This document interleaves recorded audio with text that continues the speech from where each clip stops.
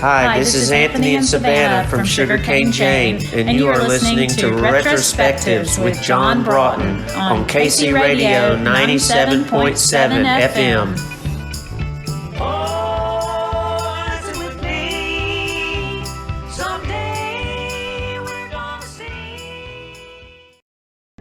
I believe you both met in Nashville? That's right, yeah. I was up there for just the singer-songwriter trying to get into music, and ended up at a recording studio and married the person that owned it. Anthony happened to be recording there. So we met like right away. I think I'd only lived in Nashville about 3 months when I met Anthony, heard his music, and fell in love with the music right away. And you know, here we are like a decade later, we ended up together. So pretty ironic. Our parents lived 8 miles from each other when we met up there in Nashville, but they were back in Alabama. So we feel like it's divine intervention that we're together. So I'm guessing it didn't take long for you both to discover that you were very like-minded musically. Yeah, that I think when I've heard Savannah sing on my song Redbird, I just had an epiphany that it made me feel like that every song that I had at the time would sound great with her on it, and I just ran with that idea. And I think when it's a divine appointment, you just kind of have a lot of green lights, and you just keep going towards what you want to do. We didn't see any stop signs along the way. It was just all go, and still continues to be that way with us. We have had a lot of positive things happen for us over the last 8 to 10 years, and just hopefully more of it to come. But we are certainly well suited for each other. There's no doubt. Yeah. Savannah, as you mentioned, you had recorded as a solo artist beforehand. Did you have high hopes and ambition for a solo career, or were you still finding your way and not quite sure what you wanted to do musically at that point? Well, that's why I moved up to Nashville. You know, it was for a solo career, but I got sidetracked when I married my ex-husband, and that was a detour. I mean, it's hard to question your fate and what you're supposed to do. I think I learned a lot of things from that marriage, but it wasn't a time for me musically, even though I had an incredible vintage analog recording studio in my basement where, you know, Lucinda Williams and Rodney Crowell and Bruce Coburn and people like that were recording there. I wasn't given the opportunity to really flourish as an artist myself during that 7 years. So when I ended up leaving my husband at the time, Anthony and we were friends all along that whole marriage of mine, but he knew what I went through, and I think he felt sorry for me because he knew I went up to Nashville to do music, and so he offered an opportunity to record an album on me, and I chose to sing his songs, and so I was excited to do it, and of course I always loved his music anyway, so it was fantastic. So he wanted me to get something out of that whole experience of Nashville, because after the failed marriage, I've moved back to Alabama, and that's when we recorded the Redbird album. I drove back up to Nashville, and he produced that on me. It was a very special time. You know, I think that was when we really realized how well suited we were for each other musically, at least. So I'm guessing coming back home to live in Alabama was a pretty easy decision to make then. Well, yeah, you know, you just kind of go to where you're familiar with, and you know, your comfort zone. And I'm fortunate that both my parents are alive and doing well. They're retired, and live on a big piece of property in Alabama, and was able to just take me right in, and just until I was able to get back out doing what I love, which I eventually did. But thanks to Anthony again, for encouraging me to do that. So it was a difficult time for me, but I think it helped that Anthony knew my whole relationship. He had seen me from the time I moved to Nashville. I met Anthony 3 months later, and so he knew the whole experience I'd had. Mm. So a question for both of you. Have you ever pondered to think what you'd be doing today musically had you never met? Well, I don't think that I would be playing music as much as I'm playing right now. Savannah and I maybe do over 200 shows a year as Sugarcane Jane. What she gave to me was an opportunity to know my own career without working with Neil or any of the other big stars that I was fortunate enough to meet and play with. And it pretty much hijacked my career as a solo artist or just a person. Just my life was spent working with them, and when I was not working with them, I would be waiting on somebody to call me to work with them.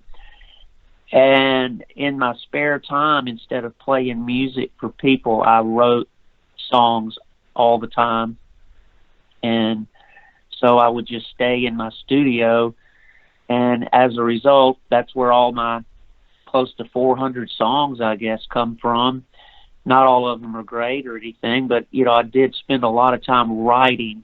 So I know that if I hadn't have been with her, I would probably still be doing that, because that's what I love to do. Even as we speak, we're sitting in my little bitty studio out behind our house, and I've always built me a man cave studio and produced other people and just loved the studio. So I think I would probably be doing that. But Savannah gave me an opportunity to understand that you can go out and play for people and make a living. We do pretty good playing all the time. Not necessarily are all the shows something to write home about, but we do play for real people all the time and sell our music or just give our music to people in the performance, and then they'll buy a CD or a hat or T-shirt.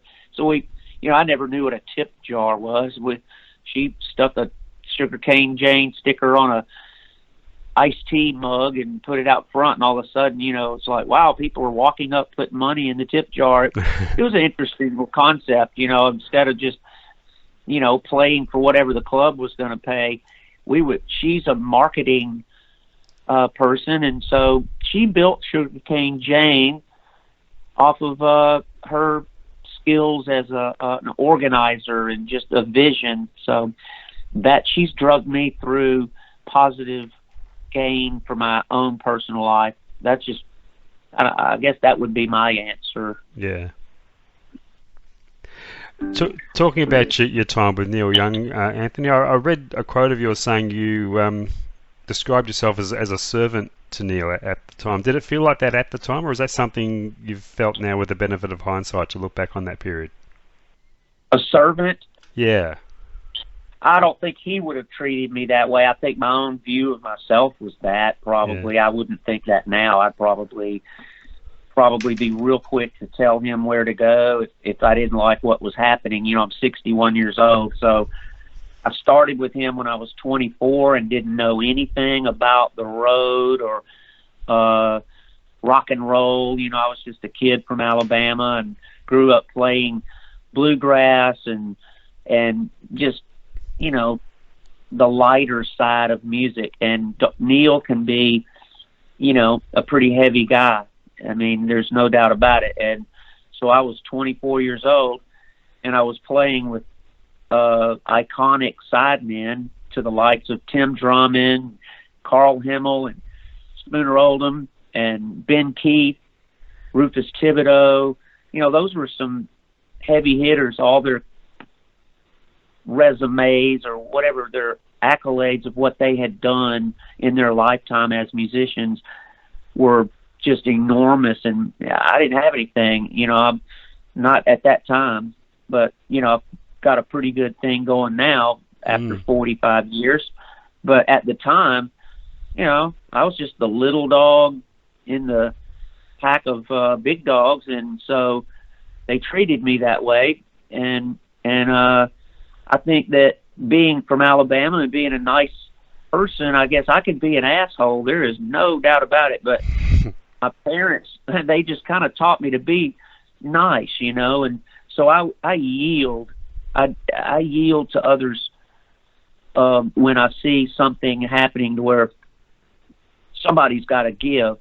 And I've always been able to do that because I know that I've got, I guess, personal strength within myself to be able to deal with it. But I don't think that I would look at myself as a servant to him anymore.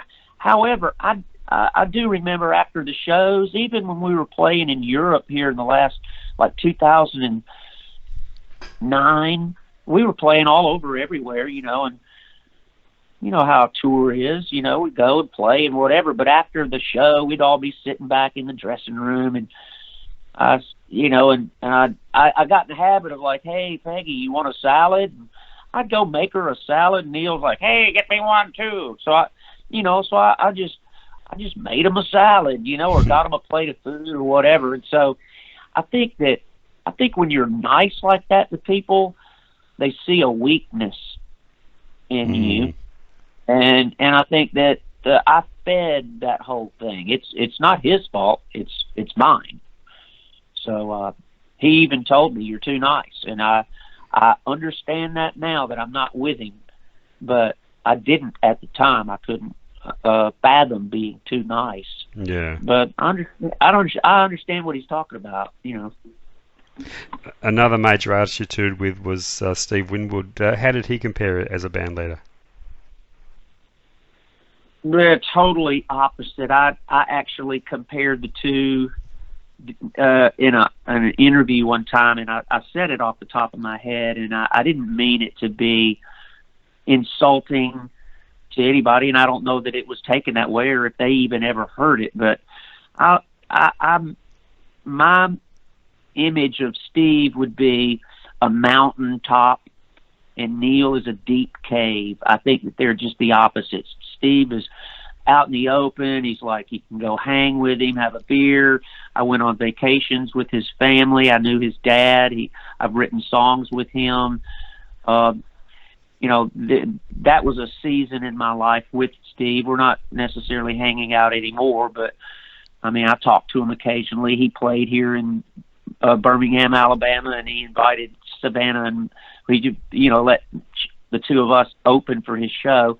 And Neil's just real dark, he's just more of a to himself and not really a friendly, outgoing guy that, to me at least. I'm sure he's got some people that he's like that with, but just me, I never saw that side of him. He was here in Mobile, and he didn't even consider thinking about letting us open for him. But I thought it would have been a nice gesture of him because I did give him 20 something plus years of my time. But I thought about that, and I thought, well, he did give me that, but he also paid me very well. So, it's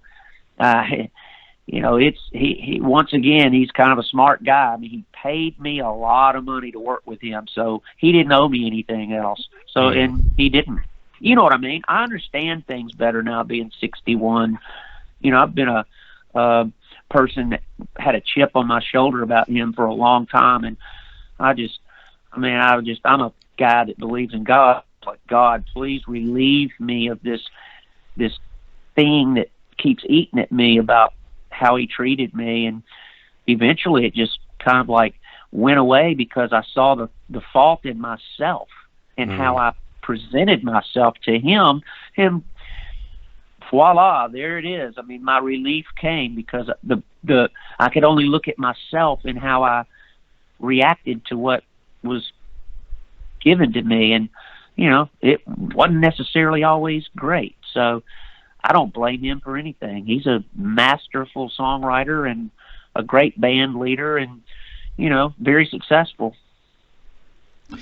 Talk about the name Sugarcane Jane. I believe it's caused a bit of confusion with people actually thinking you are Jane, Savannah. Yeah, that's true. That's a bummer that is the case. We when we started thinking we were going to be playing music together, we were really just both kind of getting out of relationships and didn't really want to be, definitely didn't want to put our own names out there for people. And I was telling Anthony a story about my granddad. He had a sugarcane patch. So I grew up eating a lot of sugarcane, and he would feed it to the kids at Halloween time. They would come up to the house, and so I was telling Anthony that story, and he just started writing this song just off the cuff called Sugarcane Jane. So Jane just rhymed, and we kind of thought that would be a good, lighthearted band name, and nobody would know who that was or what it was. But of course, the first article that came out listed our names, so it didn't quite work. And it's caused a lot of confusion. I mean, people think I'm Jane, and I don't like that about the name, because Anthony's such a huge part of our duo, and people need to be looking at him, and his guitar playing is incredible. But we thought about changing our name, but it's just, you've built something up for a decade. It's hard to think about starting over. People like the name, but like you say, it's just, I guess it's confusing. But I guess like anything, if you become popular enough, they figure it out. Yeah. I think it's a great name, and I'm glad you haven't changed it. And I'm sure with the passing of time, the longer you're around, the confusion will go away. Well, thanks. I hope so. I hope you're right. Yeah, you both harmonise together so well. What for you both is the key to good harmony singing? That's a natural sound that she and I have together. I've harmonized with a lot of people and recorded a lot of people, even husband and wife duos or just whatever. And sometimes it works better than others when like two brothers sing together, like the Everly Brothers were fantastic, that kind of thing. But for some reason, Savannah's vocal with mine, it just melts together. It's like this supernatural kind of thing. It's not that we're the greatest singers in the world or anything, but I think mainly our personalities that they're on stage, and just we do sing in tune, and we have I don't know, there's a likability. Sometimes I feel like that people just kind of like us as people, and when you can sing good, I don't know how to put a finger on what it is, because I certainly know that there are people that have tighter harmonies and whatnot. There is a little bit of a separation between the two sounds that we individually make, but when they come together, they're just soothing for the most part. But I don't know. What do you think, Stan? I don't know. Yeah, I mean, I agree with them. I don't think that there is any kind of formula for it. It just happened out to be that way. And I think we both feel very fortunate and recognized it, though. The first time we ever sang together, we recognized that there was something special about the blend of the tone of our voices. And it's just like finding the love of your life. It's hard to let that go. And so we just got lucky, I think. Your original songs have a real authenticity, a real authentic feel to them. They sound like they've come straight out of the folk tradition, and one could be excused for thinking some of them are traditional old time songs. Is that something you go to particular lengths to achieve? I personally never have been a guy who's just going to listen to the latest thing on the radio. I would rather listen to sports talk or just people talking about history or anything other than music, so that my mind can come up with, little, just playing the guitar and just come up with anything. I think working in the studio for other people, I sometimes can't get their music out of my head for days. And that's why I feel like I charge people to record them, because I certainly love it, but it does take its toll on your own creativity when you know what's out there. And so I think the original sound that we get comes from just trying to, not have an influence running around in your brain all the time. That story here recently where the guy went to that remote island off of India and got killed by the natives, and there was some island out there off of in India somewhere, and some guy was going to go there and save the people and teach them about Jesus, and he went over there, and they shot him with arrows and killed him, and it's like they didn't want to find Jesus, and they didn't want anybody to come in their island. They liked their life just like it is, and so that's where I kind of make my mind up with my music. I don't want to know what everybody else is doing or saying or what sound they're getting to become famous, or I'm just not competitive in that way. I'm not into music to make money however we have to, but it's not the driving force of my creativity. That's something that I think maybe rubbed off on me with Neil, is that as soon as he did something that people absolutely just loved, he would quit doing it, because he was over it. He was wanting to move on, and I saw it happen time and time again, and not that I copied that, but I understand that he didn't want to be held prisoner to any kind of format agenda, and that's the same with us. We put records. I don't even know if you know what we're doing nowadays. We have that. If you've even heard our latest record, but it sounds different from anything on the radio because the drums are a little out of time, and this isn't particularly locked up to the grid, and this, that, and the other. And it's kind of irritating to listen to if you're really hooked on hearing perfect music. You know what I mean? But music is just completely locked to a grid and everything's just tidy in its place, whatever.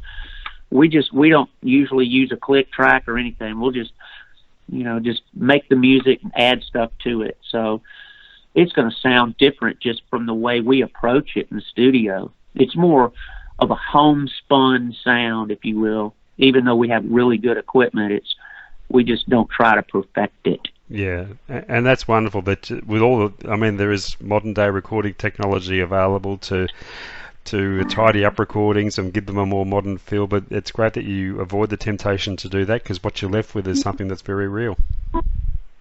Thank you. And it takes a lot of time to sit there and move stuff around, and it just takes the love and life out of it for me personally. Now, if I recorded it and handed it to some engineer and that'd be a different story, but I don't think I would love it as much as the original demo. You know what I mean? It's just, if there's nothing like that first kiss or the first beer or the first whatever, or the first time you really play a song that wow, I love that. There's something about that first thing, and so we just try to get our music out to the people before it gets overdone. You've worked with some wonderful people in the studio, Colin Linden, Buzz Kaysen. What have they brought to the table that make them the perfect fit for you? Well, they were a perfect fit for a certain project for sure. Like with Buzz, we've done we have recorded 2 projects with Buzz. One of them was Dirt Roads Inn, and then this latest one, it's called Southern State of Mind. And with Buzz, we wrote all these songs together except for a few that he wrote by himself, or I wrote a few by myself. So that was a songwriting project together.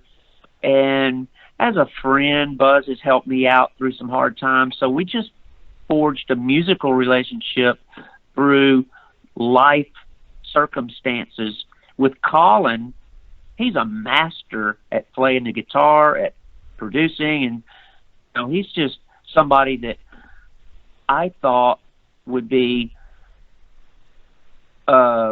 just a real boost for Sugarcane Jane to have him on our record, because first of all, he was involved in a show called Nashville, and we were hoping to just maybe have him play on our stuff. It was kind of a business decision on our part. He cost us more of our budget to have him involved with it, and he's a fantastic player. But it was an experiment with him just because we wanted to see what somebody else would make us sound a certain way.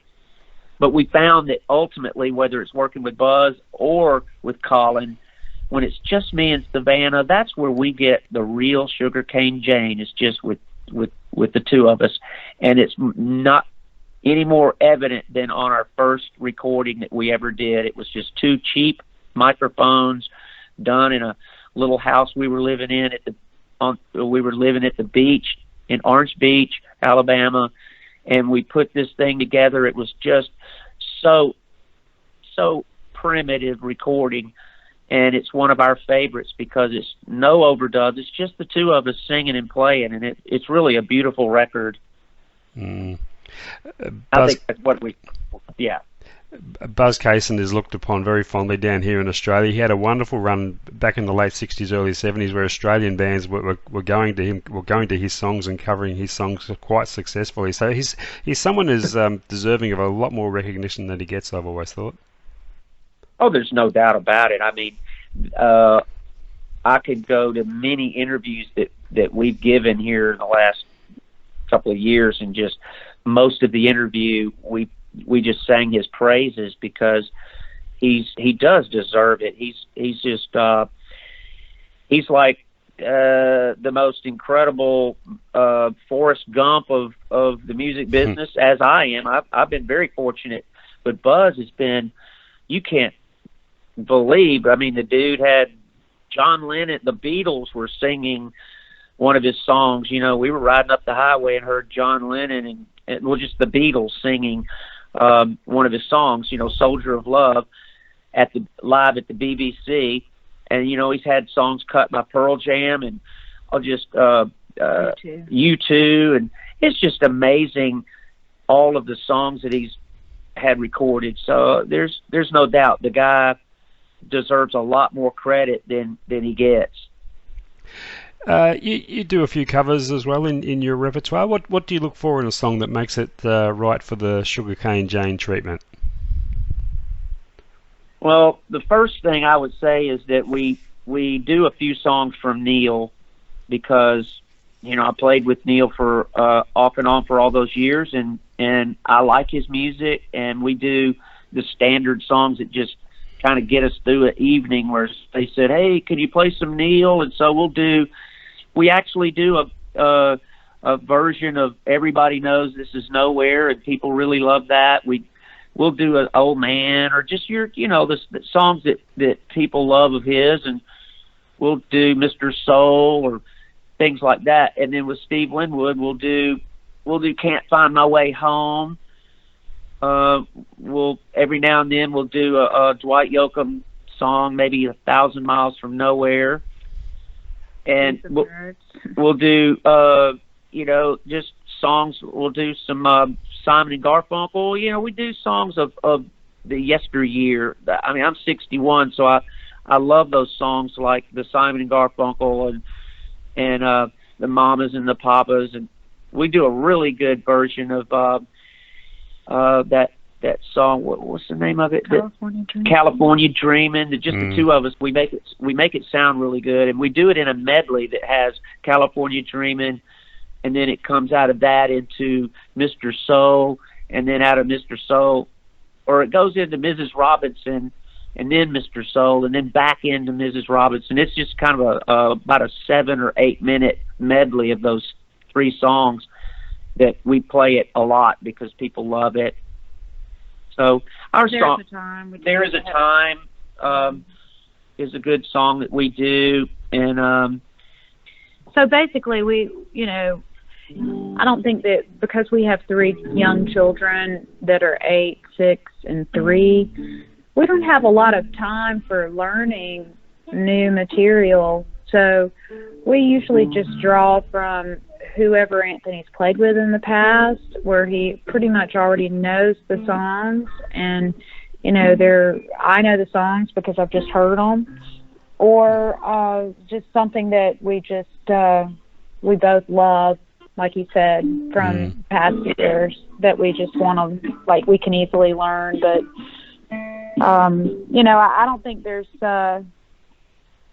necessarily any criteria other than just being a great song that would make us want to cover it, because I always hated people, forcing you to be in a genre, you know what I mean? We just, and I think Neil actually had a problem with that too, because, he was sued by Geffen whenever Anthony, I guess, got into the band, the Shocking Pinks.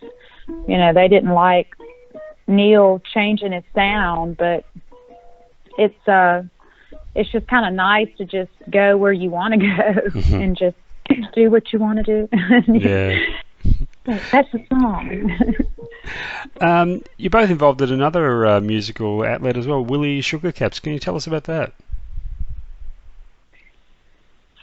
Yeah. Well, that actually is an interesting format kind of thing. It started out as a songwriter event, and we were playing with a songwriter in the round at a venue, and so we wound up really enjoying the day. Usually, when you do a writer in the round, you play and you just, like, the other person does their song, then you do your song, and then the next guy. But we all just played on each other's songs and sang immediately, started singing. The harmonies were like that when Savannah and I sing. It just became obvious to us that we need to be a group. So we did, and then we just came up with this name, Willie Sugarcaps. We took Will Kimbrough's first name, and then Sugar from Sugarcane Jane, and then Caps from Grayson Caps, and we call it Willie Sugarcaps.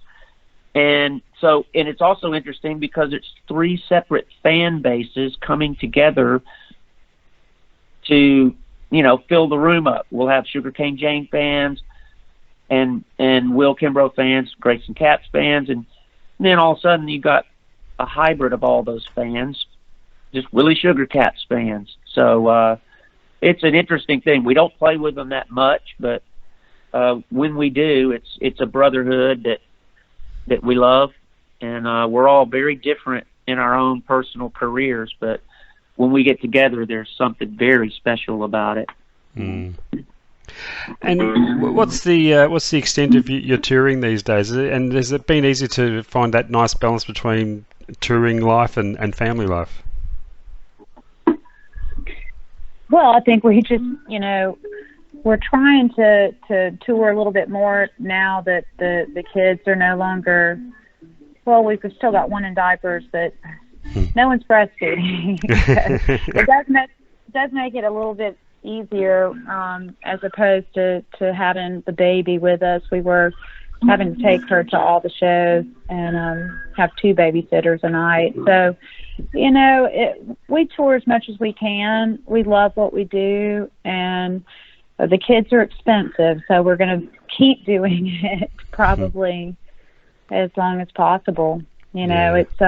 It's really a joy to us, and we actually just got booked. I don't know if it's announced yet, that we're playing the Strawberry Festival next year in California. So By the looks of it, we're probably going to be branching out a little bit more in 2019, and hopefully I can talk Anthony from maybe possibly crossing the pond and getting over to at least Europe at some point. So we'll see, just see where the opportunities take us. If we get offers, then we just consider them, if we can make it work, we do. Well, we'd certainly love to see you both down here. We have a wonderful festival season down here in the first quarter of the year, and you'd fit in beautifully. It would be fantastic to see you on our stages one day. That'd be awesome. I've been to Australia twice. Savannah's been down there once or twice, and it's wide open down there. I know that I went outside one day without sunglasses, and I don't know if I was hungover or what, but it was bright. It was super bright, but I love it down there. It was met some wonderful people through my travels. I played Perth and Adelaide, Melbourne, Sydney, Brisbane, all of those places, and once with Neil and once with Dwight Yoakam. And I remember seeing a band down there called the Johnnies. Oh, I yes. don't know if you've ever heard. Yeah. Are they still together? No, they're not. The individual members are still doing other things, but as a band, they're not, no. Well, I'm glad to know that you know them, because I remember going to see them one night, and I remember them being bigger than life in this club I was in Sydney. That they were all wearing these big cowboy hats. And I don't even know what they were playing, but it was like, I don't know. I guess it was just the combination of being in Australia and just probably having a few too many beers and just seeing this band. What kind of music did they play? I can't remember. It was kind of twangy surf, bit of mix of country in there as well. Yeah, a little bit of everything. It was a real hodgepodge of styles. Yeah, but they were popular, weren't they? Oh yes, yeah. Yeah. Okay. Well, I mean, like popular as in real popular all over Australia. No, they had a following. Yeah. No major just commercial success or anything. No. Yeah. Okay. Well, that's cool. I just was wondering. Every time I talk to somebody from Australia, I seem to ask them, "Hey, have you ever seen the band The Johnnies?" Because I just was trying to make sure that I didn't dream that up. No, it was real.